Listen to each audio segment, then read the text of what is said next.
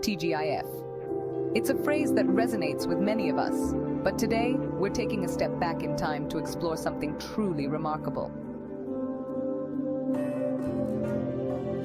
Honda C50 Love Nwantinti. That was the name we called this motorcycle in the 80s. It was one of the most powerful liberating forces for the Igbo women of my mother's generation. It was called Love Nwantinti, after Nelly Uchendu's song, because it became a way husbands expressed their love for their wives by getting them one. Ladies' machine. My mom taught me how to ride a motorcycle when I was 12. I still remember every detail. My dad didn't approve initially, but my mom told him that unless he agrees to be running all her errands. That caveat settled it. It was a Honda 50, and if you grew up in Igbo land from the 80s to the year 2000s, you can attest that it became a tradition for most women to own and ride motorcycles. I think that single shift in our local personal transportation system provided an unexplored lead and yet to be studied development and economic impacts in our communal and personal lives, especially the women. The very sight of a woman riding a motorcycle in the early 80s was something to behold. It was a conflict between fascination and befuddlement, and some more conservative minds weren't in approval, but it was liberating. But before it was the bicycle. As a kid in the 70s, I noticed that ordinary bicycles were gendered. We had Igwe Nwoke and Igwe Nwanyi. The bicycles with high frame were tagged men's bicycles because of the ease of scaling onto it, like mounting a horse. In those days, it was a subtle taboo to see a woman riding a bicycle with a high frame.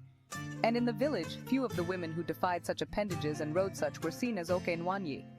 Interestingly, they were the no-nonsense women that villagers avoided. My young mind was thrilled by such. There were even taboos on how a woman should sit on a bicycle if she wasn't the one riding, and most especially if the rider was a man. She's expected to sit sideways, prim and proper. Yet we had tough women who defied such unwritten rules. Dem no sen. We've always had them in Igbo land, and I believe such women got their contrarian DNA from their mothers, who were possibly the ringleaders of the 1929 Aba Women's War. But Love Nwantinti took it to another level. It was a propulsive liberator. It marked the second phase of certain independence the Igbo woman had after the pains, scars, and challenges of the Biafra War thrusted huge responsibilities on her laps. Our mothers, who couldn't go anywhere or run their personal errands unless their husbands had time for them, or were gracious enough to tweak their own schedules just to accommodate them, now had the opportunity to do their runs. I watched my mother dress up in the morning, start her bike, and zoom off to school without waiting for my father to drop her. The feeling was exhilarating. Same for church, unless when the entire family is going together. It gave our mothers in the rural communities wings to fly.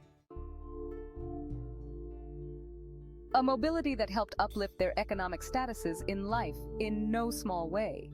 Its liberating impacts were phenomenal. On market days, you'd see hundreds of women tie up their wares on the back and zoom off to the market.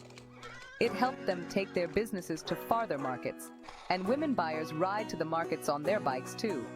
Social functions were filled with arrays of these motorcycles. In the 80s, we had basically Japanese-made bikes then. Honda C50, Honda C75, Yamaha 50, Suzuki 70. I still wonder why Kawasaki didn't join the trend. Then, in the 90s, we started seeing an influx of Chinese products, just like in every area of our lives. I think Igboland has the highest number of women who can comfortably ride bikes of all sizes and capacities. Till date.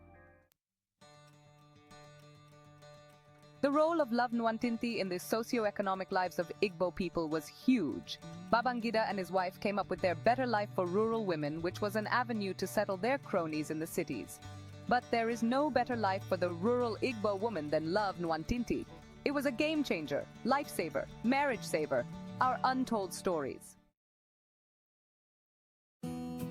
Follow Piro TV on all social media platforms and YouTube for more content like this.